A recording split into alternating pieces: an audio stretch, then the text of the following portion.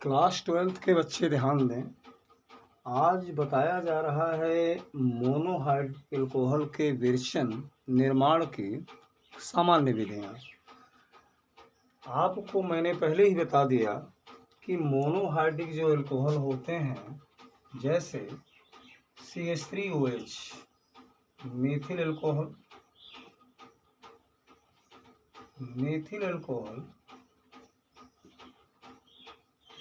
इसी प्रकार C2H5OH ethyl alcohol,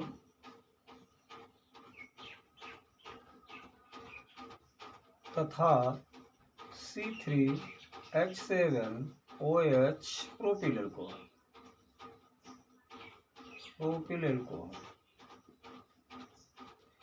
These are monohydric alcohol. ये सभी मोनोहाइड्रिक एल्कोहल्स हैं।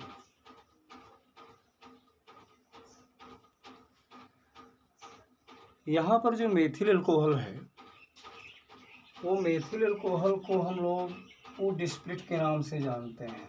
वुड स्प्लिट के नाम से जाना जाता है क्योंकि ये एल्कोहल लकड़ी के भंजक आसवन द्वारा प्राप्त किया जाता है। एथिल एल्कोहल को हम ग्रेन एल्कोहल कहते हैं। ग्रेन एल्कोहल, जिसको मैं पहले ही बता चुका हूँ। और ये alcohol basically ethyl alcohol is the main component of wine.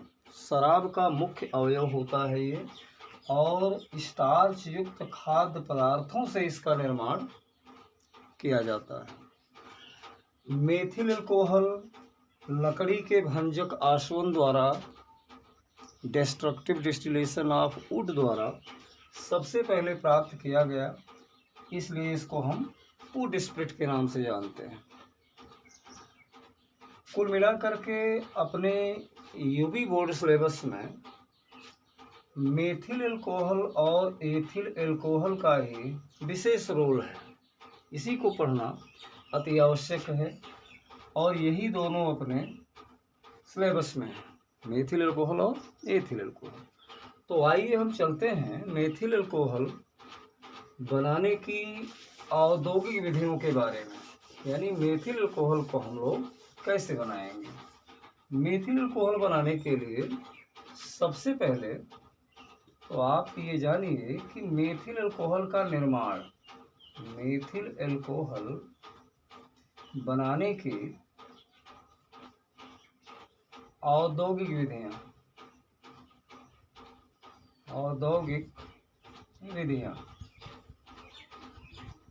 हम आपको बताने जा रहे हैं। इंडस्ट्रियल प्रोसेस क्या है? इंडस्ट्रियल प्रोसेस, देखिए, मेथिल एल्कोहल प्रकृति में स्वतंत्र रूप से नहीं पाया जाता। ये मेथिल एल्कोहल मेथिल सैलिसिलेट के रूप में, जो कि एक एस्टर है, विंटर ग्रीन के तेल में, चमेली के तेल में, यह मेथिल एंथ्रेनिलेट के रूप में, लौंग के तेल में, यह मेथिल बेंजोएट के रूप में पाया जाता है। तो जाहिर सी बात है कि इसे, चूँकि ये स्वतंत्र अवस्था में पाया नहीं जाता, अतः हम अपनी औद्योगिक विधियों द्वारा मेथिल एल्कोहल का निर्माण करेंगे। और ये भी याद रखें कि मेथिल एल्कोहल एक विषैला एल्कोहल है, पॉइजनस होता है ये। जब भी शराब को विषाक्त बनाना होता है तो हम इसे एथिल एल्कोहल में कुछ क्वांटिटी में मेथिल एल्कोहल को मिला दिया जाता है, जिससे शराब जो है वो विषैली हो जाती है। तो इसलिए मेथिल एल्कोहल का भी अपना एक रोल है। और आइए चलते हैं, देखें कि मेथिल एल्कोहल बनाने की औद्योगिक विधियाँ कितनी हैं। तो मेथिल एल्कोहल के औद्योगिक निर्माण की अगर विधि देखी जाए तो वास्तव में इसे हम जल गैस या भाप अंगार गैस द्वारा बना सकते हैं। जल गैस, या जिसको हम भाप अंगार गैस जिसको अंग्रेजी में केवल एक नाम दिया गया, वाटर गैस। तो वाटर गैस द्वारा भी हम एथिल अल्कोहल का निर्माण कर सकते हैं। दूसरा, लकड़ी के भंजक आसवन द्वारा तो ये बनाया ही जाता है।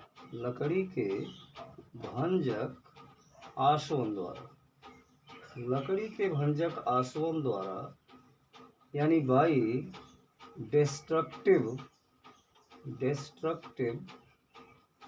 डिस्टिलेशन ऑफ वुड, इसका निर्माण किया जा सकता है। दूसरा, इसमें प्राकृतिक गैस से भी हम बना सकते हैं। प्राकृतिक गैस द्वारा बाई नेचुरल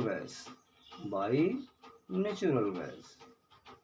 तो इस प्रकार से आपने देखा कि अगर हमें मेथिल अल्कोहल को बड़े पैमाने पर बनाना है तो या तो हम उसे जल गैस या भाप अंगार गैस द्वारा बनाएं, अथवा उसे हम लकड़ी के भंजक आसवन द्वारा बनाएं, या फिर उसे हम प्राकृतिक गैस द्वारा भी बना सकते हैं। तो इस प्रकार से एक एक करके इन विधियों को देखा जाए कि सबसे पहले हम जल गैस या भाप अंगार गैस द्वारा मेथिल अल्कोहल का निर्माण कैसे करेंगे।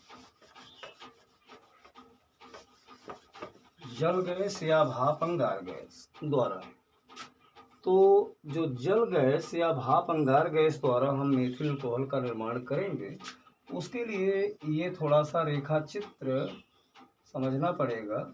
इसके लिए हम यहाँ पर रक्त तप्त कोक को लेंगे। रक्त तप्त कोक को लिया जाएगा और जिसे भाप द्वारा गर्म करेंगे। भाप द्वारा जब हम गर्म करेंगे तो फिर यहाँ से जो निकलेगा वो होगी कार्बन मोनोऑक्साइड और हाइड्रोजन गैस। वास्तव में यही है जल गैस, वाटर गैस यही है, या इसी को हम भाप अंगार गैस कहते हैं। भाप अंगार गैस। आगे चल करके इसे हम गैस शोधक में ले आएंगे। गैस शोधक यानी अंग्रेजी में जिसको कहते हैं गैस प्यूरीफायर, क्योंकि कार्बन मोनोऑक्साइड और हाइड्रोजन के साथ अन्य अशुद्धियां भी होंगी। तमाम ऐसी गैस हैं जो अशुद्धियां होंगी, वो गैस शोधक में आने पर वे अशुद्धियां दूर हो जाएंगी और तत्पश्चात हम गैस शोधक से निकालने के बाद इस जल गैस को हम कहाँ लाएंगे। इस जल गैस में अब हम हाइड्रोजन को सप्लाई करेंगे। बाहर से और हाइड्रोजन इसको दिया जाएगा और हाइड्रोजन को देने के बाद इसे हम दाब पंप में लाएंगे, प्रेशर पंप में। दाब पंप में लाने का मतलब हुआ कि यह 200 से लेकर 300 एटीएम तक यह प्रेशराइज होनी चाहिए। उसके बाद फिर हम इसको दाब पंप से लाने के बाद इस अब अपने पास कार्बन मोनोऑक्साइड और H2 पहले से थी, एक H2 और हो गई, अब CO और 2H2 हो गया। इसे हम लाएंगे अब कहाँ पर, उत्प्रेरक कक्ष में। यहाँ पर उत्प्रेरक कक्ष में ZnO रखा होगा, CuO रखा होगा और इसमें Cr2O3, और ये जो है 400 से 300 से लेकर 450 डिग्री सेंटीग्रेड टेम्परेचर पर ये उत्प्रेरक कक्ष होगा आपका। उत्प्रेरक कक्ष में लाया गया। उत्प्रेरक कक्ष में लाने के बाद इसे हम सीधा लेके जाएंगे कहाँ, कंडेंसर में। अब ये कंडेंसर जो होता है, देखिए इस प्रकार से इसको हम लाएंगे कंडेंसर में, संघनित्र में। इसको हिंदी में संघनित्र कहा जाता है और इंग्लिश में से हम लोग कंडेंसर कहते हैं। तो संघनित्र में ले आए। संघनित्र में जो बनने के बाद अब ये मेथिल अल्कोहल आपका द्रव के रूप में इकट्ठा हो गया होगा। इस तरह से पूरा ये रेखा चित्र है जिसके द्वारा हम जल गैस या भाप गैस की सहायता से इस प्रकार से हमने मेथिल अल्कोहल का निर्माण किया। अब इसे अगर एक रासायनिक समीकरण द्वारा देखा जाए तो सबसे पहले तो हम रक्त तत्व को, जिसको हम संकेत है सी, और सी में हमने भाप, इसके भाप द्वारा इसको गर्म किया, तो ये बनने वाला जो पदार्थ होगा वो CO+H2 होगा, जिसे हम कहेंगे जल गैस, वाटर गैस यही बन गई। और जब ये वाटर गैस बन जाए तो इस वाटर गैस पर देखिए CO और H2, इस वाटर गैस पर हमने हाइड्रोजनीकरण करा दिया, हाइड्रोजनेशन कराया। अब हाइड्रोजनेशन करने के लिए हमें ZnO प्लस CuO का मिश्रण चाहिए, जिंक ऑक्साइड और कॉपर ऑक्साइड का मिश्रण चाहिए, जो उत्प्रेरक का काम करता है। इसमें Cr2O3 भी मिलाया जाएगा, क्योंकि ये उत्प्रेरक वर्धक होता है, कैटालिटिक प्रोमोटर है, जो कैटलिस्ट को क्या करेगा, एक्टिवेट कर देगा। और इसमें हमने बताया कि 200 से लगभग 300 ATM तक इसको दाब होना चाहिए, और 300 से लेकर 450 डिग्री सेंटीग्रेड तक इसको हीट किया जाना चाहिए। और इसके बाद देखिए इस प्रकार से बन जाएगा इसमें मेथिल अल्कोहल। तो रासायनिक जो समीकरण है वो ये हुआ। सबसे पहले हमने रक्त तत्व कोक लिया, रक्त तत्व कोक लिया, और इस पर मैंने क्रिया कराई भाप से। तो भाप से क्रिया कराने के बाद किसका निर्माण हो जाएगा, जल गैस का। और जल गैस का केवल हाइड्रोजनीकरण कराना है, लेकिन याद रहे कि ये कैटलिस्ट होने चाहिए, अन्यथा हाइड्रोजन क्रिया नहीं करेगी। और कैटलिस्ट आपके अगर डीएक्टिवेट हो जाए तो फिर उसे क्रोमिक ऑक्साइड क्या करेगा, एक्टिवेट कर देगा, जिस प्रकार से मेथिल अल्कोहल का निर्माण हो जाएगा। इस प्रकार से हम लोगों ने यहाँ पर सीखा कि कैसे जल गैस या भाप अंगार गैस से हम लोग मेथिल अल्कोहल का निर्माण कर सकते हैं। दूसरी विधि है लकड़ी के भंजक आसवन द्वारा। दूसरी विधि लकड़ी के भंजक आसवन द्वारा कैसे बनाया जाए।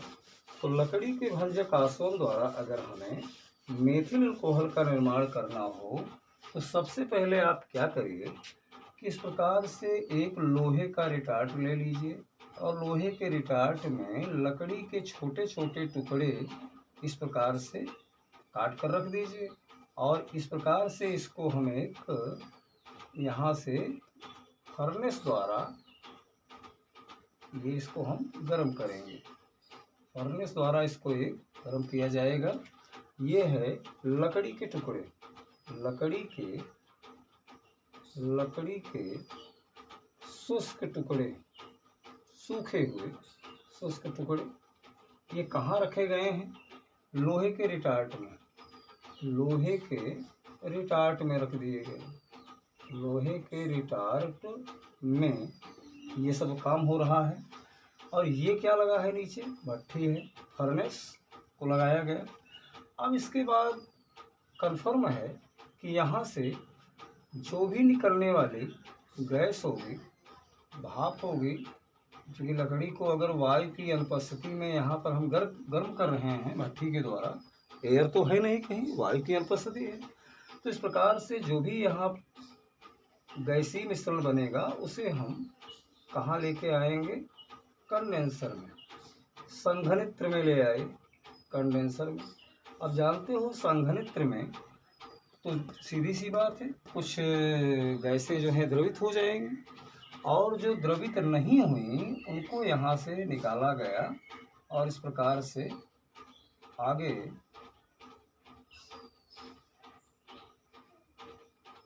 बाहर निकल गई कुछ, और जो बाहर निकलेगी वो उड गैस होगी। उड गैस जो है ये बाहर चली जाएगी। इस उड गैस में क्या होगा, इस उड गैस में हो सकता है कि कार्बन मोनोऑक्साइड हो, H2 हो, O2 हो, कार्बन डाइऑक्साइड भी हो सकती है, मीथेन भी हो सकती है। यानी याद रहे कि उड गैस में कितनी गैसें संभव हैं, carbon monoxide, hydrogen, oxygen, carbon dioxide और मीथेन हो सकती है। इसके बाद यहाँ से उड गैस का जो चीज़ें यहाँ द्रवित हो गई उनको आपको लाना होगा आगे, और आगे ला करके इसमें देखिए यहाँ से इसको ला करके इस प्रकार से जितनी चीज़ें द्रवित हो गई कंडेंसर के अंदर वो यहाँ आकर के इकट्ठा हो जाएंगी। अब यहाँ जो इकट्ठा हुआ तो सबसे नीचे यहाँ पर वुड टार सबसे नीचे ब्लैक कलर का होता है, काले रंग का, ये नीचे इकट्ठा हो जाएगा। और इसके ऊपर आप देख रहे हैं ये यहाँ पर ये रेड ब्राउन कलर का एक लिक्विड होगा, लाल भूरे रंग का द्रव, लाल भूरे रंग का एक द्रव इकट्ठा हो जाएगा जिसको कहा जाता है पायरोलिग्नियस अम्ल। पायरोलिग्नियस अम्ल ये इकट्ठा हो गई। अब ये पायरोलिग्नियस अम्ल जो होती है दरअसल इसी में 3 चीज़ें पाई जाती हैं। क्या क्या? 2 से 4% तो इसमें मेथिल अल्कोहल होगा, 8 से लेकर 10% तक इसमें एसिटिक एसिड होगी, और इसमें 0.2 से लेकर 0.5% तक एसीटोन होता है। तो अगर ये पूछा जाए कि दरअसल जो लाल भूरे रंग का द्रव इकट्ठा हुआ उसमें वो क्या है, तो आप बताएंगे कि 2 से 4% इसमें मेथिल अल्कोहल होता है, 8 से लेकर 10% एसिटिक एसिड होती है, 0.2 से 0.5% तक इसमें एसीटोन होता है। इस प्रकार से अब यहाँ वुड गैस आप जान गए, वुड टार का मतलब बिल्कुल कोल तार की तरह। कोल तार जानते हो सड़कों पर बिछाने के लिए प्रयोग किया जाता है, बिल्कुल कोल तार की तरह वुड टार होगा। लेकिन इसमें एक और चीज़, जब इसमें से गैसें निकल गई, लकड़ी के शुष्क टुकड़े से जब गैस निकल गई तो जो शेष पदार्थ यहाँ रिटार्ट में बचेगा अवशेष के रूप में, वो यहाँ प्राप्त हो सकता है कि वुड चारकोल यहाँ से मिल जाएगा। तो इस प्रकार से कितनी चीज़ें इसमें प्राप्त हुई लकड़ी के भंजक आसवन करने से। एक तो पायरोलिग्नियस अम्ल प्राप्त हुई जिसमें हमें 2 से 4% तक मेथिल अल्कोहल मिलने वाला है। दूसरी चीज़ वुड चारकोल जो बहुत अच्छा ईंधन है, फ्यूल का काम करती है, वो यहाँ इकट्ठा हो जाएगा। सड़कों पर बिछाने के लिए ब्लैक कलर का एक ठोस पदार्थ गाढ़े रंग का सॉलिड होता है, सेमी सॉलिड कह लीजिए, वुड टार यहाँ प्राप्त हो जाएगा सबसे नीचे। और लाल भूरे रंग का जो एक तरल पदार्थ प्राप्त हुआ वो होगा पायरोलिग्नियस अम्ल। तो यहाँ पर याद रखें कि पायर का मतलब होता है आग से, अग्नि, और लिग्नियस का मतलब होता है वुड से, लकड़ी से। लिग्नियस मीन्स लकड़ी। तो जब आपके द्वारा लकड़ी को इस प्रकार से जलाया जाएगा तो ये मेथिल अल्कोहल का निर्माण यहाँ पर होगा। अब प्रश्न ये है कि जो पायरोलिग्नियस अम्ल है इसको अम्लीय, इसका मतलब अम्ल नाम दिया गया तो अम्लीय स्वभाव का होगा, एसिडिक नेचर का होगा। क्यों होगा? क्योंकि इसमें मेन कंपोनेंट जो है वो एसिटिक एसिड है, लेकिन हमें प्राप्त क्या करना है? मेथिल अल्कोहल को। तो अब हम क्या करेंगे? अब ये करेंगे कि सबसे पहले जो मेजर कंपोनेंट है इसको यहाँ से हटाया जाए, निकाल दिया जाए, तो बचेंगे इन दोनों का। तो इन दोनों का हिसाब किताब बाद में किया जाएगा। तो पहले तो हम मेजर पोर्शन में जो एसिटिक एसिड है इसको हम निकाल करके बाहर करें। तो बाहर करने के लिए इसमें आप चूने का पानी मिला दो, कैल्शियम हाइड्रोक्साइड। तो इसमें जितनी एसिटिक एसिड होगी इस प्रकार से वो तो चूने के पानी से क्रिया करके बना लेगी calcium acetate, CH3COO whole twice Ca, ये बन गया आपका कैल्शियम एसीटेट बन जाएगा। कैल्शियम एसीटेट के बाद CH+2H2O जल बन जाएगा। अब जब कैल्शियम एसीटेट बन जाए तो कैल्शियम एसीटेट से कहने का मतलब कि एसिटिक एसिड तो गई कैल्शियम हाइड्रोक्साइड के संपर्क में, उसने बदल दिया कैल्शियम एसीटेट में। अब आपके पास क्या बचा? मेथिल अल्कोहल बचा और एसीटोन बचा। मेथिल अल्कोहल का जो बॉइलिंग पॉइंट होता है वो होता है 65 डिग्री सेंटीग्रेड।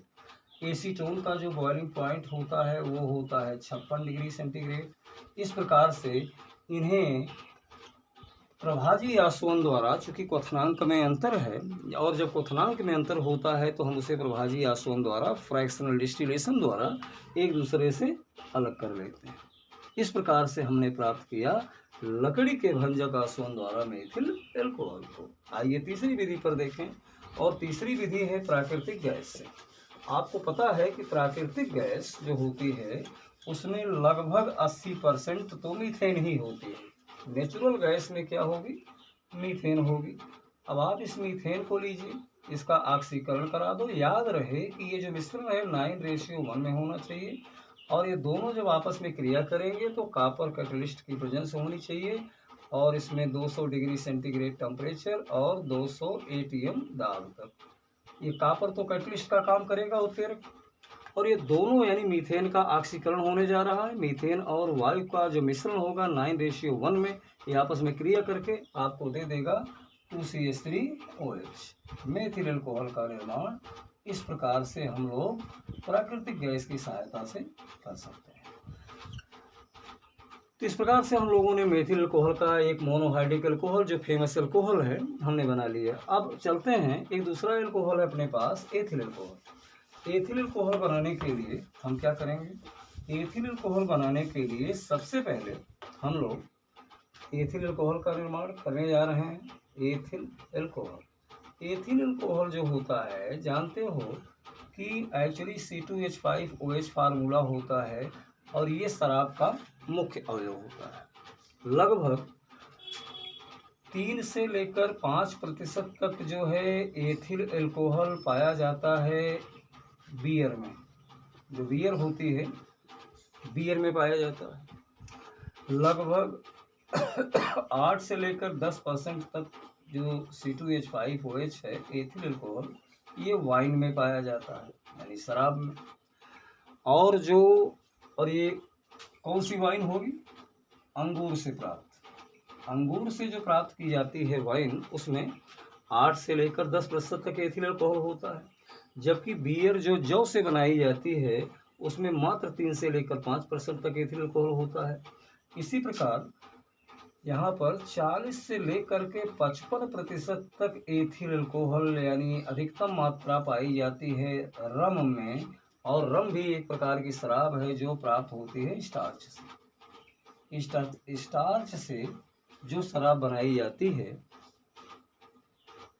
अथवा सीरे से भी बनती है, सीरे से भी बनाई जाती है, तो स्टार्च से बनाई जाए या सीरे से बनाई जाए, कुल मिला करके ये रम बनेगी। और रम जो है एक प्रकार की शराब है जिसमें एथिल अल्कोहल की 40 से 55% तक मात्रा पाई जाती है।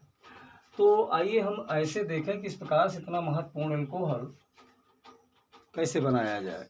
तो इस प्रकार के अल्कोहल बनाने के लिए सबसे पहले हम लोग क्या करते हैं, सबसे पहले हम लोग एथीन गैस को ले लेते हैं, CH2 डबल बॉन्ड CH2।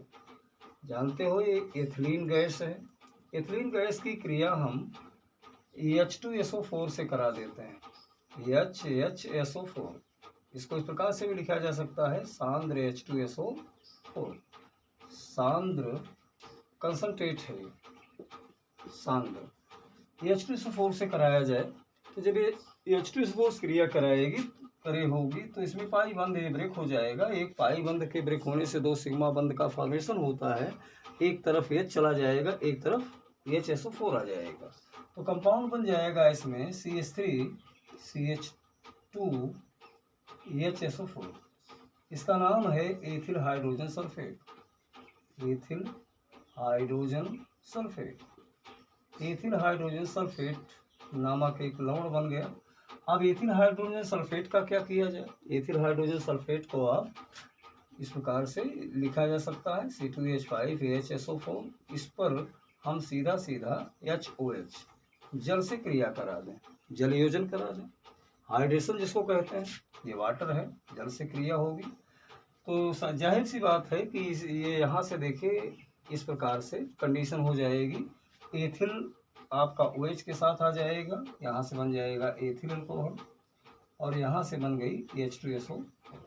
इस प्रकार से हमने प्राप्त कर लिया एथिल अल्कोहल को। एथिल अल्कोहल को इस प्रकार से हम लोग प्राप्त कर सकते हैं। यानी कुल मिला करके इसको बनाया गया एल्कीन से। एल्कीन से ये औद्योगिक विधि है, औद्योगिक विधि है, क्योंकि एल्कीन अपने यहाँ बड़े पैमाने पर मिलती है तो इस प्रकार से एल्कीन से ज़्यादातर जो एल्कोहल बनती हैं एथिल एल्कोहल, वो इस प्रकार से बनाई जाती हैं, केवल कंसनट्रेट सल्फ्यूरिक एसिड से क्रिया द्वारा बना सकते हैं। दूसरी चीज़, इसे बनाने के लिए हम लोग एल्काइन से भी बना सकते हैं। एल्काइन से कैसे बनाएंगे? एल्काइन को आप HC∭CH एल्काइन होती है, जिसका नाम एसीटिलीन है। एसीटिलीन पर क्या करिए, एसीटिलीन का जल योजन करा दो, HOH माने जल से क्रिया, हाइड्रेशन कराया गया। अब हाइड्रेशन में जानते हो कि एक पाई बंध फिर से ब्रेक होगा, एक पाई बंध के जब ब्रेक होने से दो नए सिग्मा बंध का निर्माण होगा। किसी भी तरफ एक तरफ H जोड़ दो, दूसरी तरफ OH जोड़ दिया जाए तो कंपाउंड बन जाएगा CH2 जिसका नाम है वाइनिल एल्कोहल। वाइनिल एल्कोहल बन गया।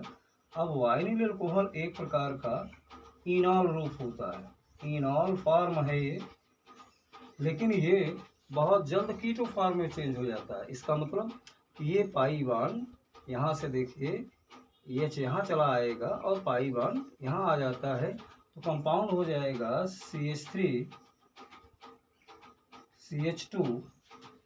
CH3CHO, एसीटैल्डिहाइड का निर्माण हो जाएगा। तो कहने का मतलब ये हुआ कि इस प्रकार से एसीटिलीन के जलयोजन द्वारा हमने प्राप्त कर लिया एसीटैल्डिहाइड को। और जब एसीटैल्डिहाइड मिल जाए CH3CHO, तो इसमें केवल हाइड्रोजनेशन कराना पड़ता है। इसके लिए आप निकेल की कैटलिस्ट कर ले लीजिए, 140 डिग्री सेंटीग्रेड पर रिएक्शन करा दीजिए, और एसीटैल्डिहाइड का जब हाइड्रोजनेशन होगा तो यहाँ से बन जाएगा CH3CH2OH, एथिल एल्कोहल का निर्माण यहाँ से भी हो सकता है। इस प्रकार से हम लोग एथिल एल्कोहल का निर्माण कर सकते हैं। दो विधियाँ हो गई। तीसरी विधि ये हो सकती है एथिल एल्कोहल बनाने की कि हम इसको गन्ने की शर्करा द्वारा बना लें। गन्ने की शर्करा, या फिर हम इसको सीरे से भी बनाया जा सकता है।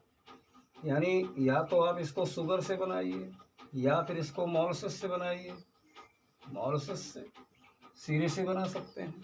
कारण कि गन्ने की रस में भी क्या होगा, C12H22O11 होगा, यानी सुक्रोज कहाँ होगा? ये दोनों जगह 15 से 20% तक तो सीरे में होता है, और शुगर में मेजर पोर्शन में होता है सुक्रोज।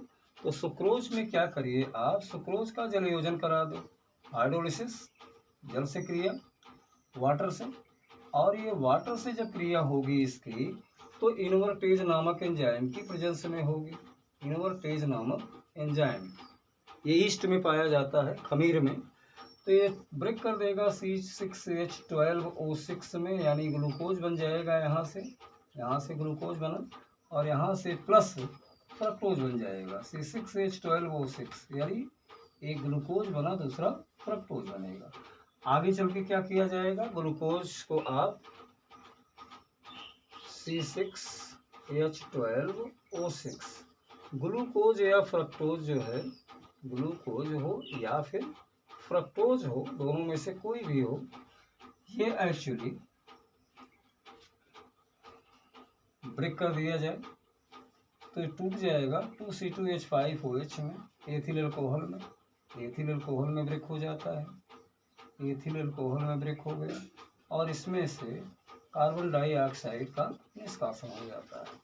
इस प्रकार से जो ये विधि है एथिल एल्कोहल बनाने की, ये कहलाती है फर्मेंटेशन प्रोसेस। इसको कहते हैं किण्वन विधि, इसको कहते हैं किण्वन विधि, फर्मेंटेशन प्रोसेस। ये है फर्मेंटेशन।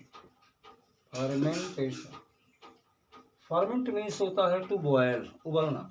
तो जब कार्बन डाइऑक्साइड यहाँ से रिलीज होगी तो मिश्रण आपका अत्यधिक गर्म हो जाता है और बॉयल होने लगता है, इसलिए इस मेथड का नाम फर्मेंटेशन। और फर्मेंटेशन में याद रहे कि हम किसी न किसी एंजाइम कैटलिस्ट का प्रयोग करते हैं, और वो है इनवर्टेज, जो कहाँ पाया जाता है, ईस्ट में पाया जाता है। तो जो तरीका गन्ने की शर्करा का है वही सीरे से है, हम अंत में एथिल एल्कोहल प्राप्त कर सकते हैं। दूसरी चीज़ इसमें आपको प्राप्त करना है तो आप स्टार्च से भी प्राप्त कर सकते हैं। स्टार्च से, फ्रॉम स्टार्च। स्टार्च का फार्मूला होता है C6H10O5 multiply by N, 2 molecule starch ले लीजिए और स्टार्च की क्रिया H2O से करा करके जल से, और यहाँ पर याद रहे कि डायस्टेज नामक एंजाइम होता है। डायस्टेज एंजाइम क्या करेगा? डायस्टेज अंकुरित जौ में पाया जाता है, जर्मिनेटेड बियरली में डायस्टेज एंजाइम होगा तो ये हाइड्रोलिसिस को सपोर्ट करेगा और यहाँ से बन जाएगा N मॉलिक्यूल ऑफ C12H22O11, यानी स्टार्च चेंज हो जाएगा माल्टोज में परिवर्तन हो गया। माल्टोज को आगे आप ले लीजिए C12H22O11। माल्टोज का आगे जलयोजन होने से ये माल्टेज नामक एंजाइम से होगा। माल्टेज नामक एंजाइम जो कहाँ पाया जाता है? ईस्ट में पाया जाएगा माल्टेज नामक एंजाइम। इसको ब्रेक कर देगा, यानी माल्टोज को बदल देगा वो किसमें? ग्लूकोज में। 2 मॉलिक्यूल ऑफ C6H12O6 ग्लूकोज में परिवर्तन हुआ और ग्लूकोज जब बन गया तो आगे चल करके ग्लूकोज को हम लोगों ने H12O6 को ब्रेक कर दिया जाए। तो ब्रेक करने के बाद इसको केवल हीट करना पड़ेगा ग्लूकोज को। ये 2C2H5OH plus 2CO2 carbon dioxide यहाँ से रिलीज हो जाएगी। इस प्रकार से हम लोग यहाँ पर जाइमेज का प्रयोग कर सकते हैं, जाइमेज नामक एंजाइम। और जाइमेज जो है वो ईस्ट में पाया जाता है, इन ईस्ट। तो ये जो ग्लूकोज को ब्रेक कर देगा किसमें? ग्लूकोज को या फ्रक्टोज को, फिलहाल यहाँ ग्लूकोज बना है तो ग्लूकोज को ब्रेक करने का काम कौन करेगा? जाइमेज करेगा, जो कहाँ होगा? ईस्ट में। और इसको ब्रेक कर देगा किसमें? Ethyl alcohol. तो इस प्रकार से आपने देखा कि मेथिल अल्कोहल और एथिल अल्कोहल जो अपने बहुत ही कॉमन अल्कोहल होते हैं, उन्हें बनाने के लिए हमने मुख्य विधियां जो इंडस्ट्रियल प्रोसेस हैं उनको बताया गया। वैसे अभी अल्कोहल बनाने की अन्य विधियां बहुत सारी हैं, जिसे हम अगले वीडियो में बताएंगे।